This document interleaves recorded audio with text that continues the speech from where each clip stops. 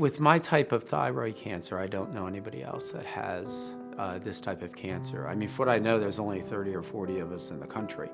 When people stop responding to radioactive iodine, oftentimes they're called refractory, which means that they no longer absorb radioactive iodine.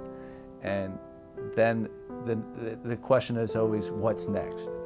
And for many of them, they move into a holding pattern because what's next is fairly aggressive treatment options at this point.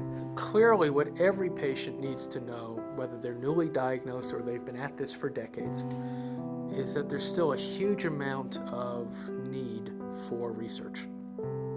For research investigating the causes and biology of thyroid cancer and research into improving the treatments. Research that focuses on identifying who does not need aggressive therapy or perhaps even any therapy for thyroid cancer. Research that focuses on how to cure the patients who have advanced and metastatic disease that currently we can't cure.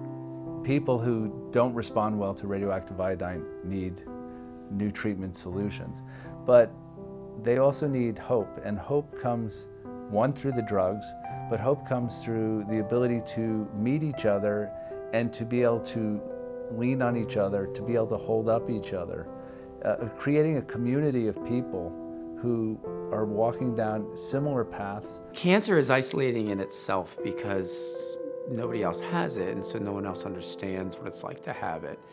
When I have I've known other cancer patients, and we've had a sense of community. So there are two broad approaches to targeted therapy in differentiated thyroid cancer that are moving forward and so far proving to be helpful. The first is an approach using drugs that are called anti-angiogenic agents. These often go by other names such as tyrosine kinase inhibitors or multi-kinase inhibitors. And these are drugs that work primarily by attacking the formation of new blood vessels that are necessary to permit tumors to grow and for tumors to be able to spread to other parts of the body. There's one drug that's already been approved by the FDA for treating progressive thyroid cancer that no longer responds to radioactive iodine, and that's a drug called sorafenib. There is a second drug, I think it's called lenvatinib, and it has a slightly different profile of action. But the effect of that drug appeared to be dramatically greater than what we saw with sorafenib. What both of these drugs do is increase the time it takes for metastatic thyroid cancer to grow. For the patient who's first diagnosed and treated with papillary thyroid cancer, there's nothing about what we're doing with targeted therapies now that would suggest that you should do anything special with that tissue to begin with. But as we have patients who develop progressive metastatic disease that doesn't respond to radioactive iodine, one of the things to consider is whether to test that tumor tissue for the presence of that BRAF mutation. That certainly tells us something about the menu of options we have for treatment for the patient, and whether BRAF inhibitors are even on that menu for that particular patient.